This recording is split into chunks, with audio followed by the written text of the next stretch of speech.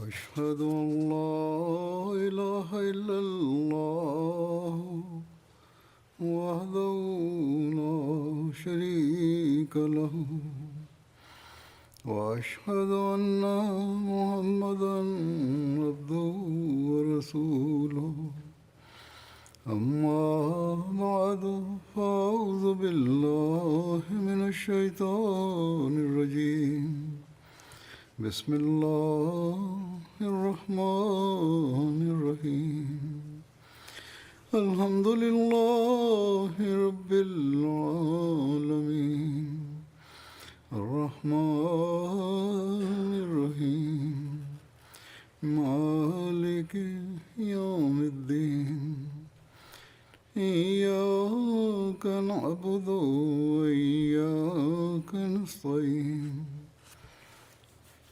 اهدنا الصراط المستقيم صراط الذين أنعمت عليهم غير المغضوب عليهم ولا الضالين. Le Messie premier Islam évoque les faveurs de Dieu sur la Jamaat ainsi que leur multiplication en ces termes. Il déclare: ceci est un autre grand miracle de Dieu le Très-Haut. En dépit de toutes ces accusations d'imposture et d'apostasie portées contre moi, et les efforts inlassables de nos opposants matin et soir, cette communauté ne cesse de croître. Le Messie premier l'Islam ajoute: nos adversaires s'échinent matin et soir, et ils ourdissent des complots au prix de grands efforts. Et ils remuent ciel et terre afin d'arrêter ce mouvement. Or, Allah ne cesse de faire croître notre communauté. Il demande: savez-vous quelle en est la sagesse? La sagesse est que l'envoyé d'Allah et celui qui a été suscité par Allah ne cesse de progresser de jour en jour. Sa communauté ne cesse de fleurir jour après jour, et son adversaire, quant à lui, connaît jour après jour destruction et humiliation. Ses adversaires et ses négateurs finissent par mourir de regret. Le Messie premier l'Islam ajoute: personne ne peut arrêter la volonté de Dieu qui émane de lui.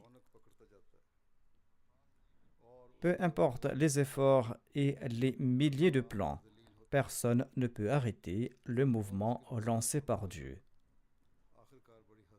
Et personne ne peut arrêter le mouvement qu'il veut étendre.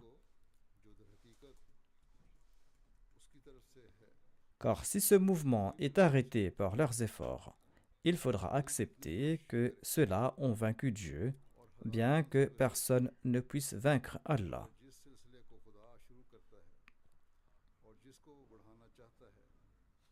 Chaque jour, nous constatons l'accomplissement de ces paroles du Messie premier l'Islam.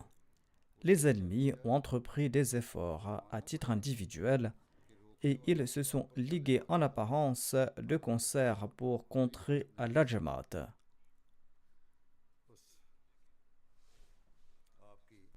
Or, Allah a accompli la promesse qu'il a faite au Messie premier l'Islam, notamment que je transmettrai ton message jusqu'aux confins de la terre.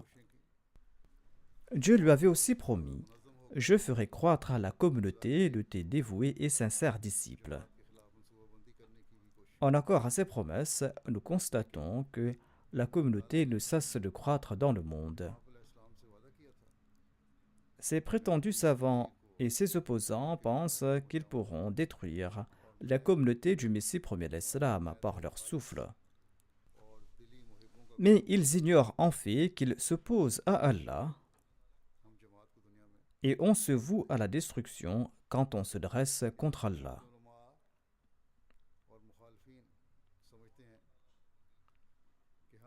Allah, quant à lui, accorde son aide et son soutien à son serviteur. Nous constatons les signes du soutien et de l'aide d'Allah, même dans des recoins lointains du monde. dans de telles régions qui sont généralement difficiles d'accès. Les routes qui y mènent sont très difficiles, mais Allah y montre également des scènes de son soutien. Les adversaires remuent ciel et terre, mais ils échouent. Ils tentent d'effrayer les membres de la communauté en causant des pertes de vie et de biens, mais pareille action amplifie à la fois des membres de la communauté.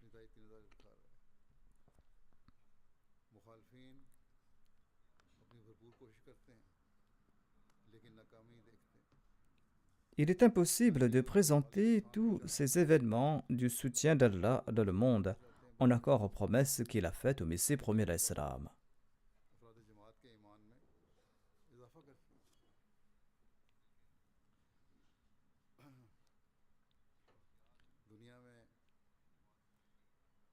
Pour le sermon d'aujourd'hui, je vais présenter certains événements qui prouvent le progrès de la Jamaat et qui démontrent comment Allah incite d'aucuns à prêter allégeance au Messie premier d'Islam et comment Allah les pousse à l'accepter. Certains s'opposent à notre communauté, mais en raison de leur ignorance. Lorsqu'ils saisissent la vérité, non seulement renoncent-ils à leur opposition, mais ils acceptent également notre communauté. L'émir de la Jamaat du Congo-Kinshasa relate un incident similaire en ces termes. Il déclare que M. Issa est un de Mollim qui s'est rendu dans un village de la province du Congo central pour une campagne de prédication. Il s'est rendu là-bas avec une délégation de la Jamaat. M. Djibril est l'imam de la mosquée là-bas et il était très connu pour son opposition contre la Jamaat. La délégation a entamé avec lui un dialogue sur la mort de Jésus et l'apparition de l'imam al-Mahdi. Il a compris que la croyance en la vie de Isa al-Islam porte atteinte en fait à l'honneur du saint prophète Mohammed lui, qu'Allah nous en préserve, et ainsi toute l'affaire lui était claire. Il n'était pas borné comme les mollahs pakistanais et il a compris la croyance en l'avènement de l'imam al-Mahdi. Et il a prêté le serment d'allégeance avec 6 membres de sa famille et 21 de ses suivants. Et c'est ainsi qu'une jamaat a été établie dans ce village.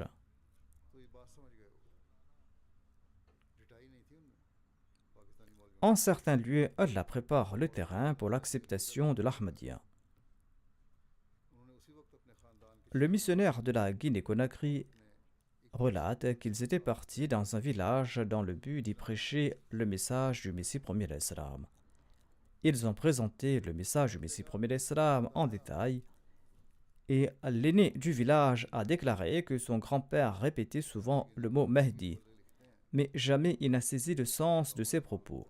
Et son grand-père ne s'est jamais expliqué davantage à ce propos, mais il disait tout simplement que ce terme avait trait à l'islam. L'aîné du village a déclaré « Aujourd'hui que vous avez expliqué en détail le but de l'avènement de l'imam al-Mahdi, j'entre sincèrement de l'Ahmadiyya. » Et s'adressant aux gens de son village, il a déclaré « Acceptez cette communauté car j'ai visité plusieurs pays africains et partout j'ai constaté que c'est la communauté Ahmadiyya qui est en train de servir l'islam, tandis que les autres groupes musulmans se sont empêtrés en ce monde où se traitent de mécréants pour étaler leur érudition. C'est cette communauté qui est en train de servir le Saint-Coran et l'islam. Et par la grâce d'Allah, de nombreuses personnes, dont l'imam, ont prêté le serment d'allégeance et ainsi ils ont formé une grande jamaat dans ce village.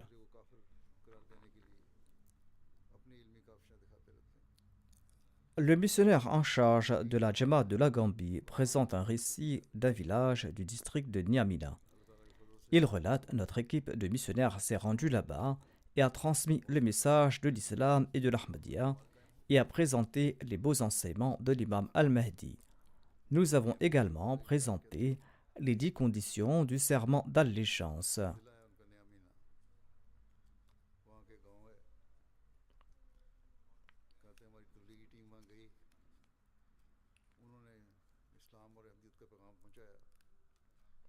Il s'est adressé à des habitants de la campagne, mais ce sont des gens qui sont doués d'intelligence et de sagesse.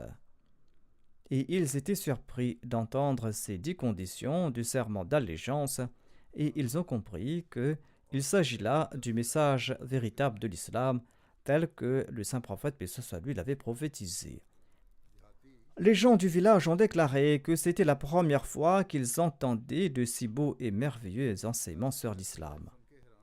Ils ont déclaré que nous n'avons pas entendu de si beaux messages de nos prétendus oulémas ou savants.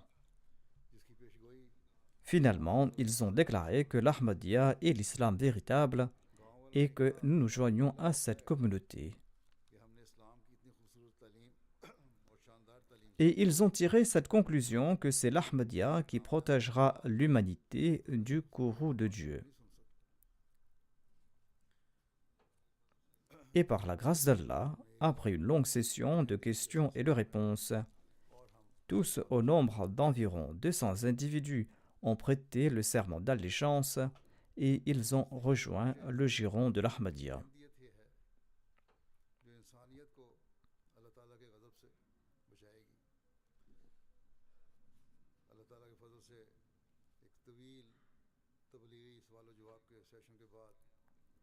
Un missionnaire d'un pays africain explique: il avait parfois des incidents apparemment anodins lorsqu'on prêche le message de l'islam et de l'Ahmadiyya, mais en réalité, c'est le soutien de Dieu qui est à l'œuvre en arrière-plan. Il déclare: notre équipe de Tabligh a planifié un programme de prédication à Bama, une ville importante du comté, qui est aussi le chef-lieu du district. Nous étions assis dans la mosquée quand une délégation de 4 personnes de la même ville est venue à notre rencontre. Dans cette délégation se trouvait également une femme qui était la présidente de l'organisation féminine de la ville.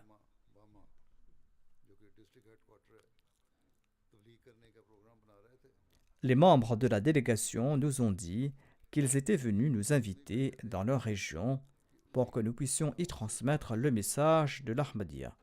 Car, disent-ils, nous avons constaté que votre Jamaat prêche le message de l'islam et s'évertue à enseigner le Coran aux enfants. Ainsi, dit le missionnaire, nous avons décidé de nous rendre chez eux dès le lendemain, et là-bas nous avons introduit la Jamaat, nous avons évoqué le but de l'avènement du Messie premier l'Islam. Par la suite s'est tenue une longue session de questions et de réponses, et à la fin, les membres du village ont décidé d'embrasser l'Ahmadiyya. C'est ainsi que la Jamaat a été établie en ce lieu. Ensuite, après cela, ils ont rassemblé tous les enfants de cette région et ils nous les ont présentés en disant: à partir d'aujourd'hui, ces enfants appartiennent à la Jamaat, dites-nous comment leur enseigner le Saint-Coran. Le missionnaire a choisi 2 d'entre eux pour leur enseigner la lecture du Saint-Coran. Et après leur formation, ils retourneront dans leur mosquée, dans leur région, pour enseigner la lecture du Saint-Coran aux autres enfants de la région. Nous avions cette intention, dit le missionnaire, quand Allah nous a apporté son soutien. Au Pakistan, loin de nous interdire la lecture du Saint-Coran, il nous empêche même d'écouter la lecture du Saint-Coran. Un Ahmadi a été poursuivi parce qu'il écoutait la récitation du Saint-Coran. Ceci est l'islam de ces prétendus musulmans et d'autre part, d'autres personnes confient leurs enfants à la Jamaat pour que nous puissions leur enseigner le Saint-Coran, car seule la Jamaat Ahmadiyya dispose de la connaissance correcte du Saint-Coran. D'aucuns embrassent l'Ahmadiyya dans un premier temps, ensuite ils sont victimes de quelques tentations ou abandonnent l'Ahmadiyya en raison de quelques peurs, et ils croient ensuite pouvoir détruire la Jamaat dans leur région. Or, Allah retourne contre eux leur complot et la Jamaat ne cesse de grandir tel qu'il l'a promis. Le missionnaire de la Côte d'Ivoire écrit que la majorité des gens d'un village nommé Kirizoki de la région d'Oumé avait rejoint le giron de l'Ahmadiyya en 2008.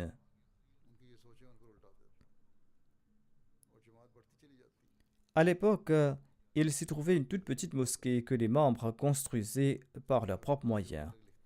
Ils ont confié cette mosquée à la communauté et la Jamaat a achevé la construction de cette mosquée. L'imam local qui avait prêté allégeance plus tôt et qui avait rejoint le giron de l'Ahmadiyya a vacillé dans sa foi. Il a eu des doutes et il s'est séparé de la Jamaat. Et il a pris le contrôle de la mosquée. Ensuite, il a commencé à mener une campagne pour éloigner les membres de la Jamaat. Mais par la grâce d'Allah, les membres sont demeurés fidèles à l'Ahmadiyya.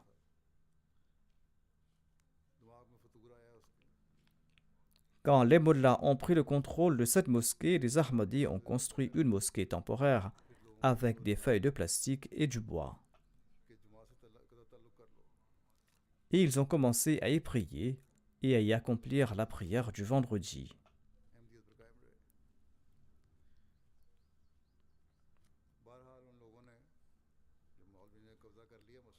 Ils ne se sont pas plaints du fait qu'ils avaient abandonné une mosquée en dur.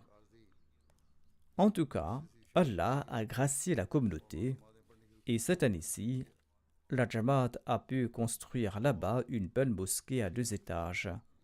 Une mosquée qui comprend un dôme et des minarets. Et cette mosquée est plusieurs fois plus grande que celle qui a été occupée par cet imam non-Ahmadi.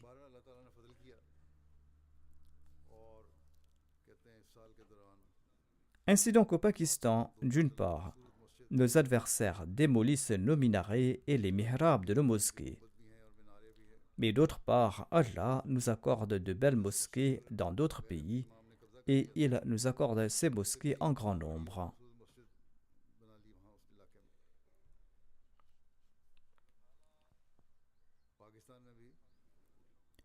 Comment Allah nous aide-t-il contre les efforts entrepris par nos adversaires? Le Tchad est un pays africain. Le missionnaire présente un récit de mars 2022, soit de l'année dernière. Inch'Allah, je présenterai des récits de l'année en cours. En tout cas, la première mosquée de la Jamaat a été inaugurée au Tchad en mars 2022 dans la capitale du pays.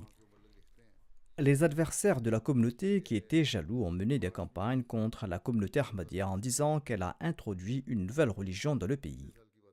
Après l'ouverture de la mosquée, nous étions davantage connus, dit le missionnaire, et le nombre d'envieux a augmenté et leurs activités ont pris de l'ampleur.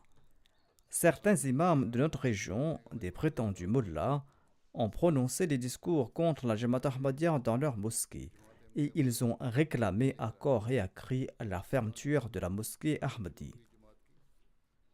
À cet égard, ils ont réuni une délégation et ils se sont rendus au Conseil islamique du Tchad et ils leur ont dit pourquoi ils avaient permis à la Jamaat Ahmadiyya de bâtir une mosquée et pourquoi la mosquée était ouverte pour la prière du vendredi. Les adversaires ont déclaré que cette mosquée doit être mise sous scellé immédiatement car elle provoque des troubles dans la région. Le Conseil islamique a répondu que les Ahmadis ont le droit de pratiquer leur culte. Comment pouvons-nous fermer la mosquée qui est la maison d'Allah? Si vous craignez quelque méfait de leur part, eh bien, allez le signaler à la police. Au moins le Conseil islamique du Tchad est doué de bon sens et épris d'équité et ne craint personne. Au Pakistan, les juges rendent des verdicts contre nous en craignant les autres. Au Pakistan, loin de pouvoir nommer nos mosquées des mosquées, nous n'avons même pas le droit d'y prier. En tout cas, par la suite, ces opposants se sont rendus au siège de la police et ils se sont plaints de la sédition qui couvait dans leur région et ils ont réclamé qu'on arrête les Ahmadis qui ont apporté une nouvelle religion et que les Ahmadis ne croient pas dans le saint prophète Mohammed, paix soit lui, qu'Allah nous en préserve. Le responsable de la police a convoqué le missionnaire et il a réclamé une copie de l'enregistrement de la Jamaat et l'autorisation de construire une mosquée. On a déposé tous les documents et le gradé de la police a déclaré que vous pouvez partir. Je vous informerai après notre enquête. Par la suite, cet officier de police a convoqué le chef du quartier et lui a dit ceci. Les Ahmadis ont construit une mosquée dans votre quartier et ils ont apporté une nouvelle religion et ils ne croient pas au saint prophète Mohammed à lui. Le chef a répondu qu'il n'y a rien comme tel. J'ai moi-même accompli la prière du vendredi dans leur mosquée. Ils prient comme les autres musulmans. Je connais la Jamaat Ahmadiyya depuis 3 ans et ils rendent de grands services aux gens. En tout cas, ce policier a visité notre mosquée et il était surpris de voir La ilaha illallah Muhammadur Rasulullah inscrit à l'extérieur de notre mosquée. Il a déclaré que vous croyez dans le saint prophète Mohammed lui. Et il était encore plus surpris de voir des versets coraniques à l'intérieur de la salle de la mosquée. Ensuite, il a déclaré que votre qibla est également la même et ainsi que l'aliment de la mosquée, qui est similaire à celle des mosquées des autres musulmans. On m'a dit que vous aviez apporté une nouvelle religion. En tout cas, la police n'a pris aucune mesure. Et ils ont mené une enquête de voisinage auprès de non-Ahmadis. Et les voisins ont également déclaré que nous n'avons aucun problème avec les Ahmadis. Quand les adversaires n'ont pas remporté de succès auprès de la police, ils ont visité les voisins de la mosquée et ils leur ont demandé de réclamer à corps et à cri le départ des Ahmadis. Les voisins ont également répondu que la mosquée est la maison d'Allah et que nous ne voyons chez les Ahmadis aucune pratique qui soit contraire à l'islam. Et en tout cas, ses adversaires ont essuyé l'échec sur tous les fronts. Voyez comment Allah incite d'aucuns à embrasser la Jamaat. Le missionnaire du Belize, un pays de l'Amérique centrale, relate ceci. Il déclare une femme était très proche de l'église méthodiste et elle a vu la construction de notre mosquée Nour. Et Dieu a mis en son cœur qu'elle devait accepter cette religion. Et quand la construction de la mosquée a été achevée et que cette mosquée a été inaugurée, cette dame a dit à ses amis, « Dieu a mis dans mon cœur que je dois m'y rendre et je dois faire partie de cette communauté. » Ses amis lui ont dit qu'il y avait aussi une autre mosquée tout près de chez elle. Si tu souhaites être musulmane, tu peux t'y rendre.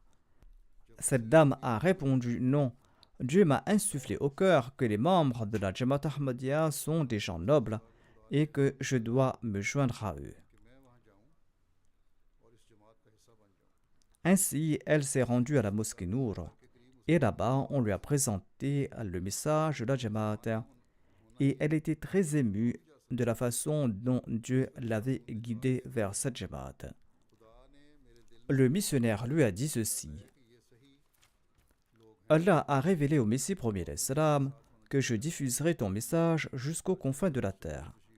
C'est ainsi qu'Allah œuvre en faveur de la communauté du Messie premier d'Islam.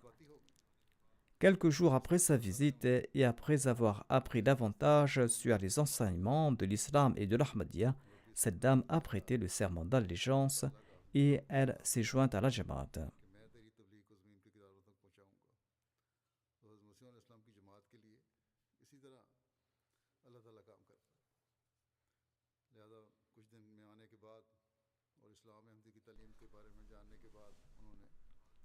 Parfois, d'aucuns sont de nature noble, mais ils s'opposent à la Jamaat en raison d'un malentendu quelconque ou en raison des propos des autres. Voyez comment Allah les guide dans la bonne direction.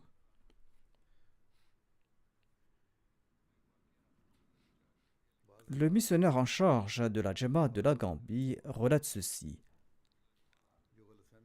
Nous étions en train d'acheter des panneaux de verre pour les portes et les fenêtres de notre nouvelle mosquée située dans le district de Jamara. Monsieur Abu Bakr Sabali est un expert dans la découpe du verre. Et nous l'avons informé que ces verres sont destinés à la mosquée et sur ce, il a réduit ses frais. en raison du fait que ces panneaux de verre étaient destinés à la mosquée. Quand nous sommes arrivés à la mosquée avec les panneaux de verre, avec l'installateur, celui-ci était très heureux de voir une si belle mosquée dans une région aussi éloignée. Mais lorsqu'il a su que c'était la mosquée des Ahmadis, il était furieux et il a brisé un panneau de verre et il s'est gravement blessé dans son acte.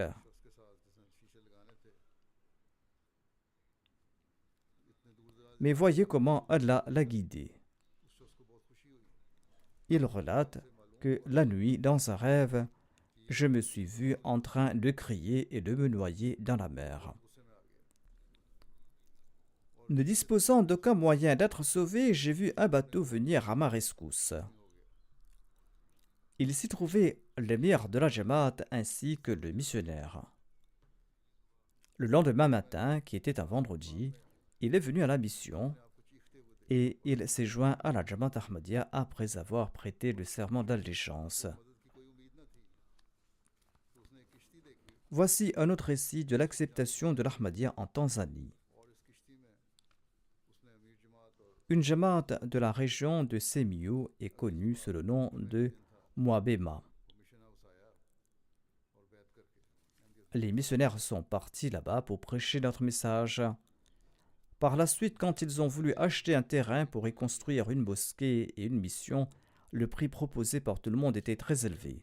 Après enquête, ils ont découvert que les prêtres locaux avaient mené une campagne contre la communauté afin que personne ne nous vende leurs terres pour construire une mosquée. Selon ces prêtres, les Ahmadis pratiquent la magie, ils contrôlent des djinns et ils tuent qui ils veulent par le Coran à leur insu. Cette crainte a empêché les autres de nous offrir un terrain. Il s'agissait d'une région chrétienne.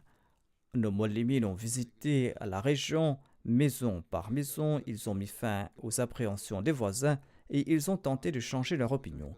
Après quelque temps, un jeune homme a proposé de nous offrir son terrain qui était du nacre. La Jamaat lui a acheté ce terrain et le jeune homme a déclaré qu'après avoir vendu ce terrain, il a été amplement béni. Il relate que quelqu'un lui devait de l'argent depuis plusieurs années et ne le remboursait pas.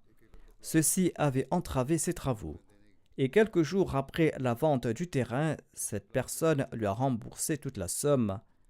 Il a fait de son propre chef et le jeune a pu rembourser ses dettes à lui. Suite à cet incident, il a embrassé l'Ahmadiyya avec les membres de sa famille. Et après cet incident, il y a eu une vague d'acceptation de l'Ahmadiyya dans la région. Des centaines de personnes de la région ont accepté l'Ahmadiyya et ont rejoint la Jamaat en prêtant le serment d'allégeance. Et Allah a permis à la Jamaat de bâtir là-bas une grande mosquée et un centre.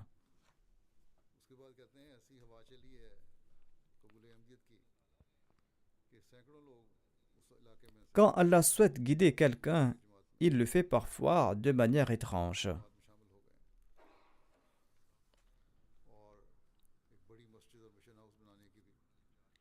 Le missionnaire en charge de Sao Tomé, un pays d'Afrique, relate ceci. Un touriste du Maroc a visité Sao Tomé. Un Marocain a visité Sao Tomé. Et il a demandé aux gens s'il y avait une mosquée musulmane dans la région. Les gens lui ont indiqué l'adresse de notre mission. Il a accompli la prière de Jumma avec nous.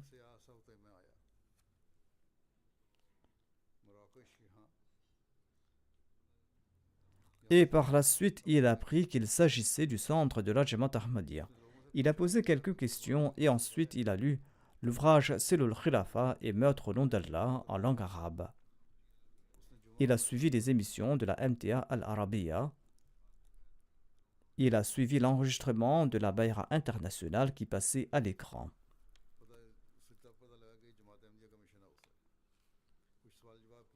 Ensuite, il est revenu en mars de l'année dernière. Et il a déclaré que « Je souhaite voir le formulaire de la Bayra ». Nous lui avons présenté le formulaire du serment d'allégeance en langue arabe. Il l'a rempli et il est retourné. Je lui ai dit de ne pas s'empresser et de prier pendant quelque temps avant de prendre sa décision. Il a répondu: j'ai prié toute la nuit et mon cœur est satisfait. Je ne peux pas attendre davantage. Si je meurs sans avoir prêté le serment d'allégeance à l'imam de l'époque, quelle réponse donnerai-je à Dieu? J'ai constaté que la Jamaat Ahmadiyya est basée sur la vérité. Je lui ai dit que ses concitoyens musulmans ainsi que ses parents vont s'opposer à lui. Comment pourra-t-il faire face à leur hostilité? Il a répondu: j'ai informé mes parents et ils n'ont pas d'objection à ce sujet. Au contraire, ils sont heureux. Il a ajouté que même s'il y a de l'opposition, cela m'importe peu, car il n'y a rien de plus cher à moi que la mort dans le giron de l'islam véritable.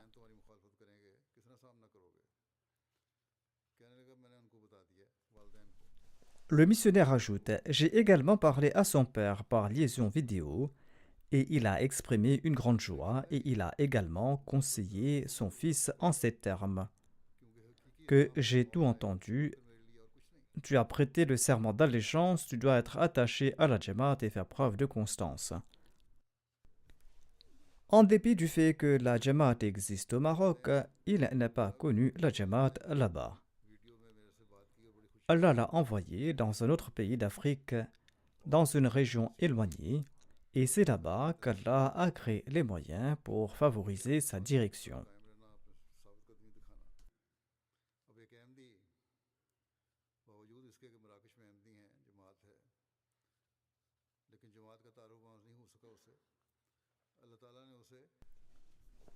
Monsieur Alim Babayev de l'Ouzbékistan relate: je suis né dans une famille musulmane, j'ai 31 ans. Je suis originaire de Tashkent de l'Ouzbékistan. Je cherchais quelqu'un pour m'enseigner le Saint-Coran quand j'ai rencontré Baburjan. Il m'a parlé de l'islam véritable, il m'a appris le Saint-Coran et il m'a aidé à accepter cette vérité et ainsi j'ai fait la bayra et je me suis joint à la Jamaat Ahmadiyya. Ceci n'est pas une coïncidence si Allah a fait en sorte que celui qui lui a enseigné le Saint-Coran soit un Ahmadi. Il existe de nombreux incidents de ce genre. Ceci n'est pas une coïncidence. Il existe de nombreux incidents de ce genre dans différents pays. J'en ai relaté un. Ceci est un signe spécial du soutien d'Allah. M. Azimov de l'Ouzbékistan relate quant à lui: je suis né dans une famille musulmane. 4 ans de cela, j'ai commencé à accomplir la Salah régulièrement. J'ai commencé à lire la traduction du Saint-Coran. Un jour, je suis tombé sur un texte dans lequel le Saint-Prophète, paix soit sur lui, a déclaré qu'il y aura dans ma Ummah des gens qui vont toujours suivre la vérité. Ce sont des gens que personne ne pourra nuire. M. Azimov déclare que ces paroles ont pénétré dans mon cœur. J'ai commencé à implorer Allah pour que je sois de ces gens-là. Par la suite, j'ai fait face à de nombreuses difficultés. J'ai été licencié, mais je n'ai cessé de prier. Ensuite, j'ai ressenti le désir d'apprendre à lire le Saint-Coran. Allah m'a fait rencontrer M. Babour, le même enseignant. Il appartenait à la Jamaat Ahmadiyya, mais je l'ignorais. J'ai d'abord appris à lire le Saint-Coran. Un jour, j'ai vu la Kaaba dans mon rêve et je me suis approché d'elle et je l'ai touchée de ma main. Je me suis dit que je n'avais pas encore fait mes ablutions. Et je suis parti aux toilettes pour faire mes ablutions et j'ai ouvert les yeux. En tout cas, ma formation s'est poursuivie avec cet enseignant Ahmadi. Un jour, je lui ai demandé à propos de la descente de Jésus, le fils de Marie du ciel. Il m'a dit que Isa ibn Maryam est décédé et que celui qui doit apparaître en son nom est l'imam al-Mahdi. Ainsi dit M. Azimov, j'ai entrepris mes recherches et j'ai dit à mon enseignant que cette personne est Mirza Ghulam Ahmad. Son enseignant ne lui avait pas prêché le message de l'Ahmadiyya. Il lui a demandé d'entreprendre ses recherches, qu'il s'agit de l'imam al-Mahdi. Il a fait ses recherches et il a découvert grâce à Internet que Mirza Ghulam Ahmad de Qadian est l'imam al-Mahdi. Il ajoute que mon enseignant a confirmé que Mirza Ghulam Ahmad de Qadian est l'imam al-Mahdi que nous attendons. J'ai exprimé des doutes sur les signes à propos de l'imam al-Mahdi, malgré tous les signes qui s'étaient accomplis. Mon enseignant m'a parlé de la Jamaat Ahmadiyya, il m'a informé qu'il appartenait à la Jamaat Ahmadiyya et il m'a dit que la Jamaat Ahmadiyya n'est pas très grande, n'est pas très nombreuse et qu'il avait d'autres élèves comme moi et il m'a fait rencontrer ces élèves. En tout cas, j'ai entrepris mes recherches et après mes prières, j'ai ressenti qu'Allah a exaucé mes supplications, après quoi j'ai prêté le serment d'allégeance.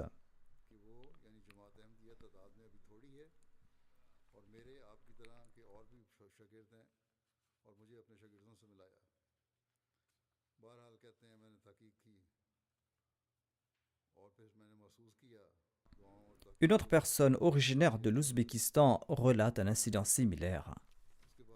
Il a également pu prêter le serment d'allégeance l'année dernière.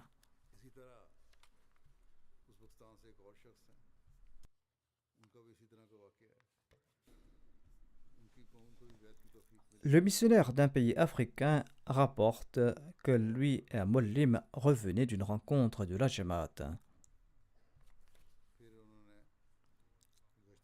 Ils retournaient le soir et ils avaient une longue route à parcourir. Il relate, en cours de route, nous sommes passés dans un village où il y avait beaucoup de gens qui étaient debout sur le bord de la route. Ils nous ont arrêtés et ils nous ont dit ceci: nous vous avions vu passer ce matin et nous étions sûrs et certains que vous allez retourner. Nous vous attendons depuis longtemps. Nous vous demandons si vous êtes en colère contre notre village. Vous avez des membres dans les villages environnants. La Jamaat est établie là-bas et il s'y trouve des mosquées, mais vous n'avez pas transmis votre message dans notre village. Le missionnaire ajoute que nous nous sommes arrêtés là-bas et nous avons tenu une rencontre pour prêcher notre message. Et par la grâce de Dieu, plusieurs personnes ont prêté le serment d'allégeance.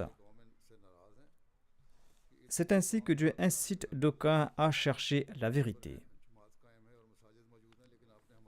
Le missionnaire change de Centrafrique rapporte ceci. Un imam non-ahmadi du village Nagala est venu dans notre village Ahmadi. Là-bas, il a vu notre mosquée et il a demandé qui a construit cette mosquée.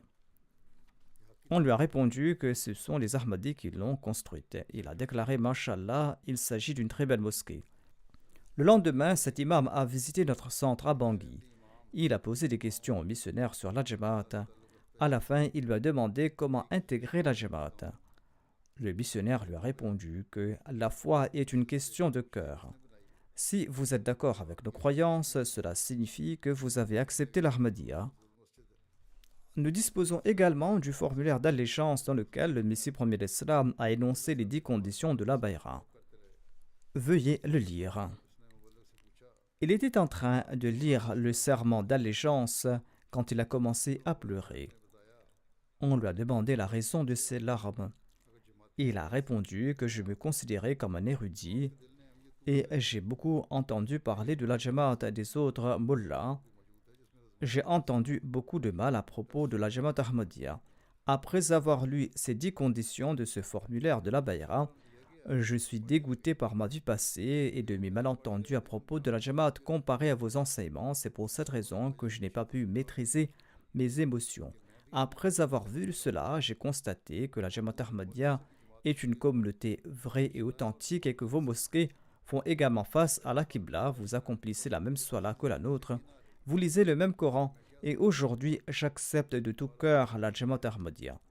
On lui a offert d'autres ouvrages et il a déclaré qu'après les avoir lus, je vais maintenant faire taire les autres mullahs.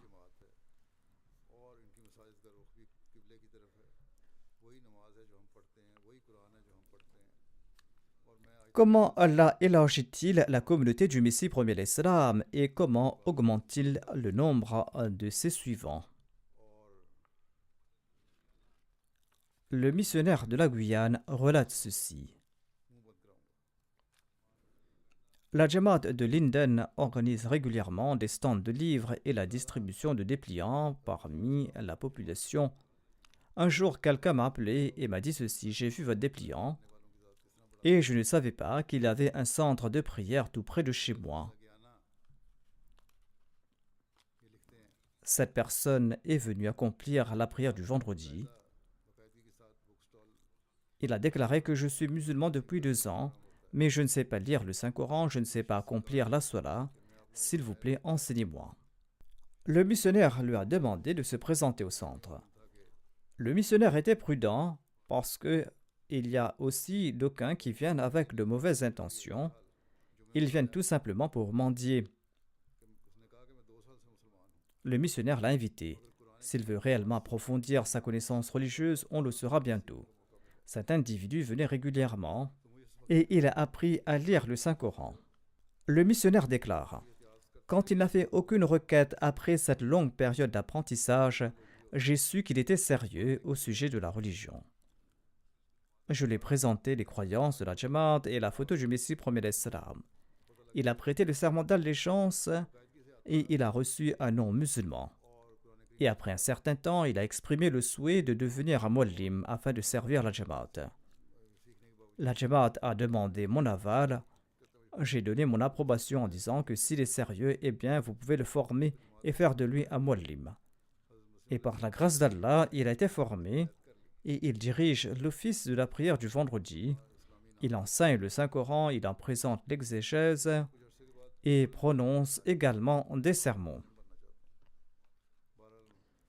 Le missionnaire relate que, quelque temps après son serment d'allégeance, nous avons organisé une exposition au centre de prière. Ses parents ont visité cette exposition. Son père était un grand opposant à l'islam, mais sa mère avait exprimé son intérêt pour l'islam dans le passé. Elle disait qu'elle appréciait le fait que les femmes musulmanes portent le voile, et ceci avait suscité l'intérêt de sa mère. Et nous avons encouragé le muallim à prêcher à ses parents afin qu'ils embrassent l'Ahmadiyya et afin qu'on leur enseigne l'islam. Le jeune homme a déclaré que mes parents sont très stricts en matière de religion et que ma mère va à l'église et qu'elle a également été baptisée. Le missionnaire lui a dit qu'il va prier et qu'il doit également prier pour sa mère afin qu'Allah fasse que son cœur se tourne vers l'islam. Un jour, cette femme a commencé à poser des questions à son fils et elle venait pour la prière du vendredi. Ensuite, un jour, soudainement, elle a dit de son propre chef qu'elle souhaitait prêter le serment d'allégeance et elle a rejoint la Jamaat. Par la grâce d'Allah, elle participe régulièrement dans les programmes de la Jamaat et à l'office de la prière du vendredi. Elle accomplit la Salah. Et elle explique qu'après cette jointe à la Jamaat Ahmadiyya, sa santé ainsi que sa situation financière ont été grandement bénies, tandis que cela n'était pas le cas lorsqu'elle était chrétienne.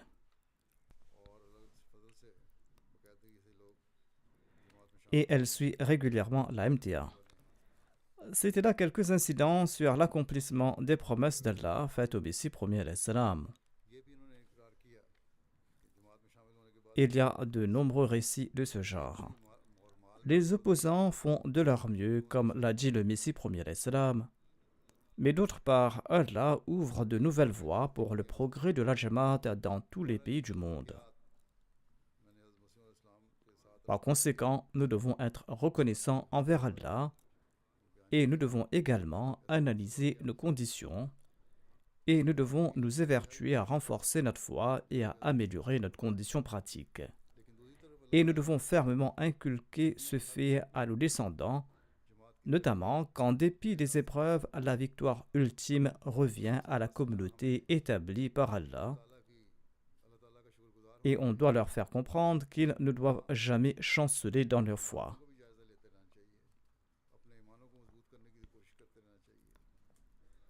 Qu'Allah accorde la constance aux nouveaux venus comme aux anciens et qu'il les fasse grandir dans leur foi et dans leurs convictions. J'évoquerai à présent certains membres qui sont décédés récemment et je vais diriger également leur prière funéraire. La première défunte se nomme Parvin Akhtar Sahiba, épouse du regretté Ghulam Qadir Sahib de Sialkot. Elle est décédée récemment à l'âge de 90 ans. Inna lillahi wa inna ilayhi raji'un. Elle laisse derrière elle 3 fils et 4 filles. L'un de ses fils, Arif Mahmoud, sert comme missionnaire au Bénin. En raison de ses fonctions sur son lieu d'affectation, il n'a pas pu assister aux funérailles de sa mère.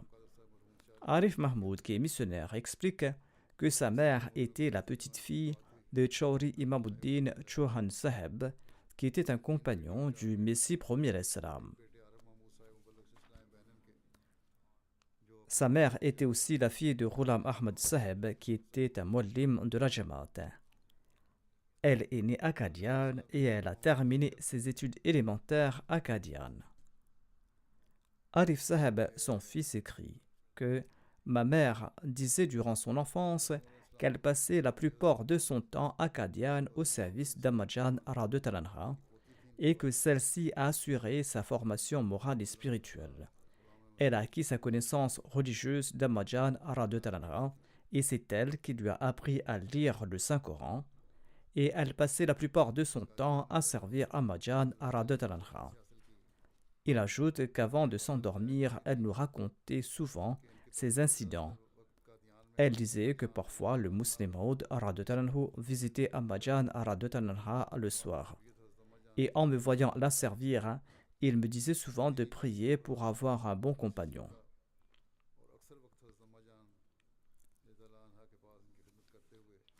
Ma défunte mère s'est mariée en 1953, dit Arif Saheb. Et après le mariage, le climat dans le village était hostile à l'égard de la Jamaat après quelque temps. Certains membres du village ont chancelé dans leur foi, mais par la grâce d'Allah, la défunte est demeurée fidèle à sa foi et elle a également soutenu son mari. Par la suite, elle a commencé à lire le Saint-Coran, elle a commencé à accomplir la Salah et elle a commencé à mémoriser des chapitres du Saint-Coran. De même, elle a fait construire un petit centre de la Jamaat sur sa ferme.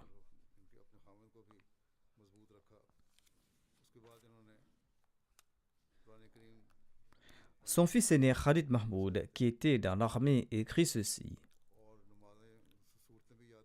La foi chez elle primait sur le monde, et elle nous encourageait de même d'être toujours attachés à notre foi, et c'est là que nos affaires mondaines seraient résolues.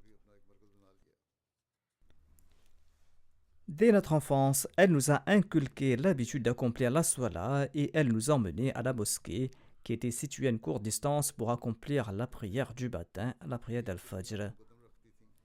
Elle enseignait le Saint-Coran aux femmes non-Ahmadis du quartier. Aujourd'hui, les Ahmadis ne peuvent pas enseigner le Saint-Coran au Pakistan, mais dans le passé, les gens étaient assez honorables au point où de nombreux non-Ahmadis apprenaient le Coran auprès des Ahmadis. Sa fille ajoute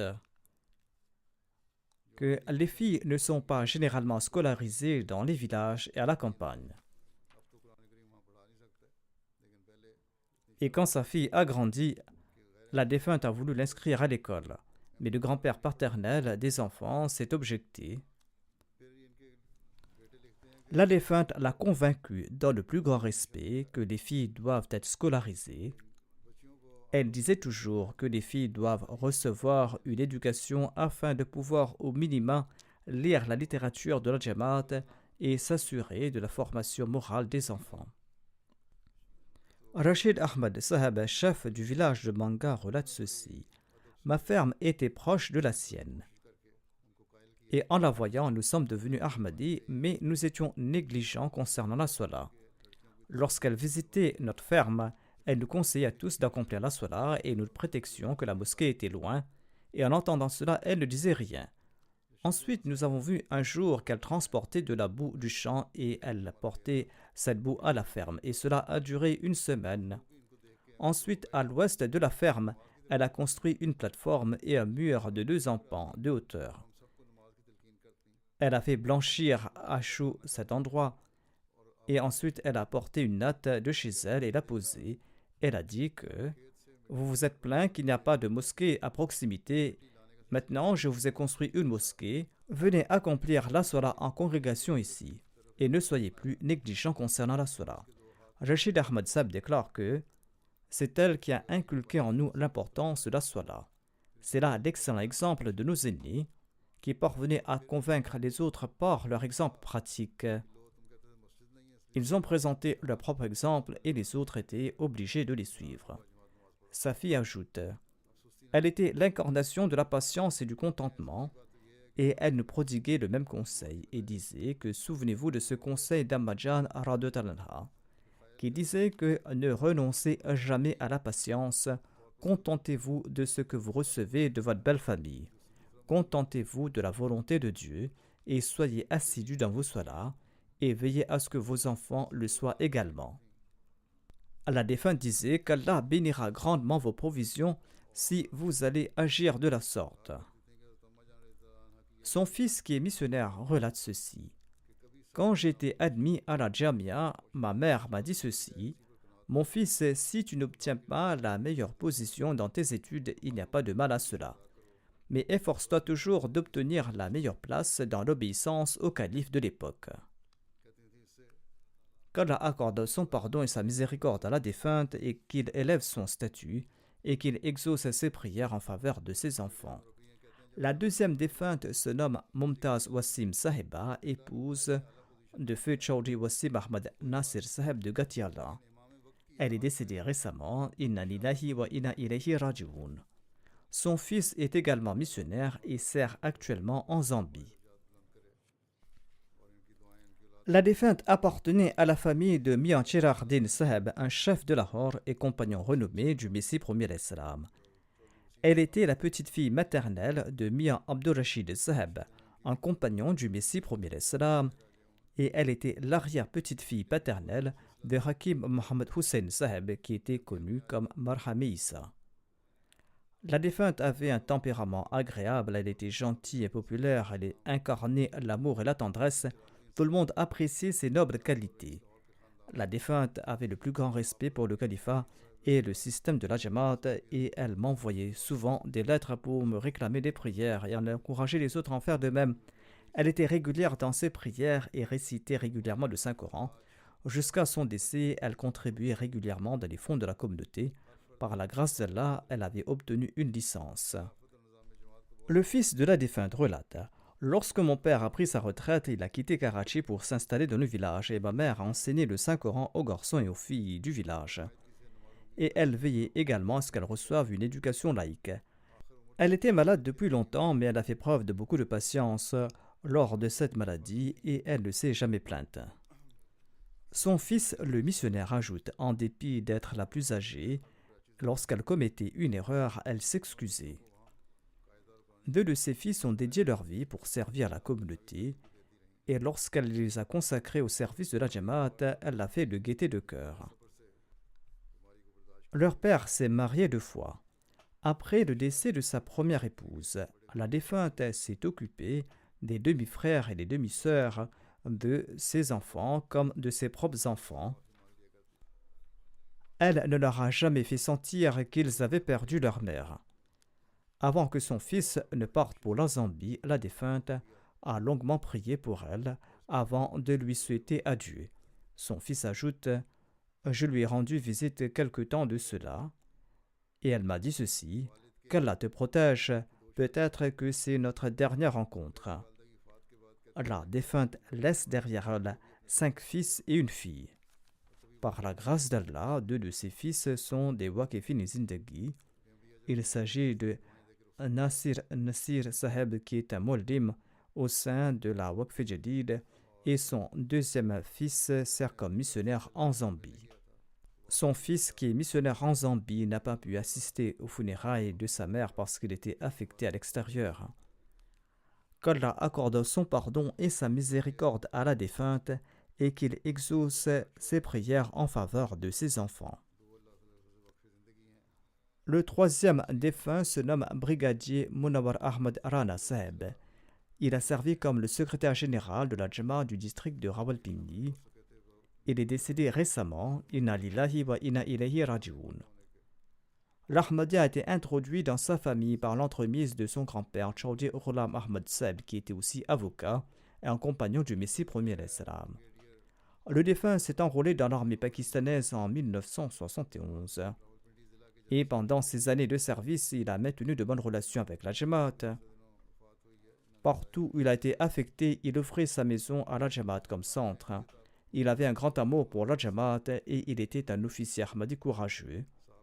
Après avoir pris sa retraite, il a fait ses services à la Jamaat. Il a exercé diverses fonctions au sein de l'émirat de Kent et dans le district de Rawalpindi. Il rendait ses services avec beaucoup de diligence et de dévouement. Il traitait ses compagnons avec le plus grand respect, avec une grande humilité et une grande gentillesse, et il était toujours obéissant aux membres du bureau. Il a fait preuve d'une grande loyauté et d'une grande obéissance à l'égard du califat. Il répondait à chaque appel de la communauté. Il aidait les pauvres et était toujours prêt à aider ceux qui étaient dans le besoin. Par la grâce d'Allah, il était moussi. Il laisse derrière lui sa mère âgée, Salima Khurshid Saheba, 2 épouses et 5 enfants, 4 filles et un fils. Qu'Allah lui accorde son pardon et sa miséricorde.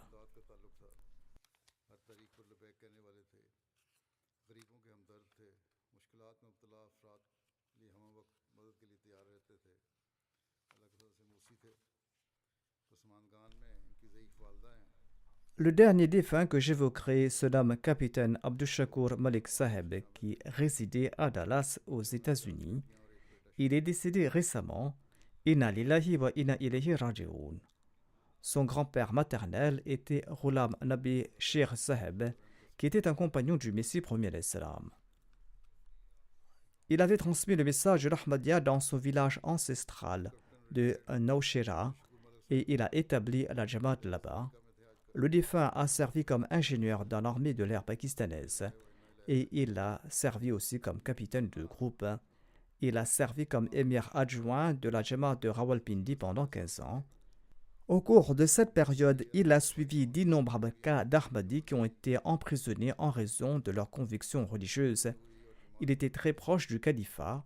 Au cours de son service dans l'armée de l'air, malgré l'opposition, il a courageusement exprimé qu'il était un Ahmadi. Après sa retraite, il a consacré sa vie à la Jamaat. Il était un grand exemple d'obéissance au système de la Jamaat. Chaque fois que l'émir de la Jamaat l'appelait pour un service, qu'il fasse jour ou nuit, il répondait immédiatement à l'appel et ne présentait pas d'excuses. Il était régulier dans ses prières et dans ses jeûnes. Il traitait tout le monde avec amour et respect et il avait un effet pieux sur tout le monde. Sa fille Shazia Souhel relate: mon père a passé la plupart de son temps à servir la Jamaat, où qu'il soit. Son meilleur passe-temps était de prier ou de servir la Jamaat. Il relatait des incidents d'acceptation des prières et comment Allah avait accordé ses bénédictions. Il faisait asseoir ses enfants et leur relatait des incidents sur la manière dont Allah avait un lien spécial avec les Ahmadis et comment Allah prenait soin des Ahmadis. Et il nous a toujours encouragés d'écrire au calife pour toute question importante. Elle ajoute en outre que l'un des traits de caractère de mon père était sa confiance parfaite en Allah et du fait qu'il était absolument satisfait de la volonté de Dieu. Dès notre enfance, il nous a appris que chaque fois que nous recevons de l'argent, nous devons prélever notre cotisation de la Jamaat.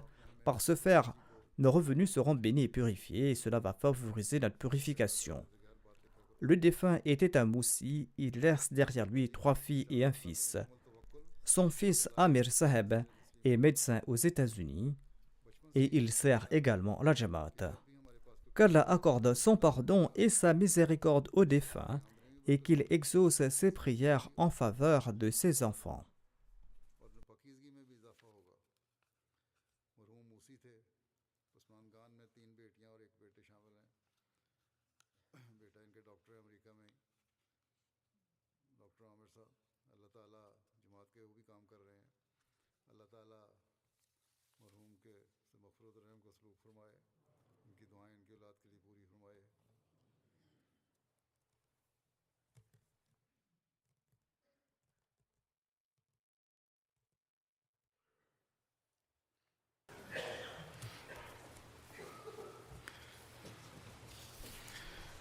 الحمد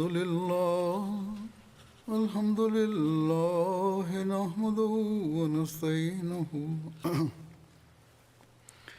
ونستغفره ونؤمن به ونتوكل عليه ونعوذ بالله من شرور أنفسنا ومن سيئات أعمالنا من يهده الله فلا مضل له ومن يضلل فلا هادي له ونشهد أن لا إله إلا الله ونشهد أن محمدا عبده ورسوله عباد الله رحمكم الله إن الله يأمر بالعدل والإحسان وإيتاء ذي القربى وينهى عن الفحشاء والمنكر والبغي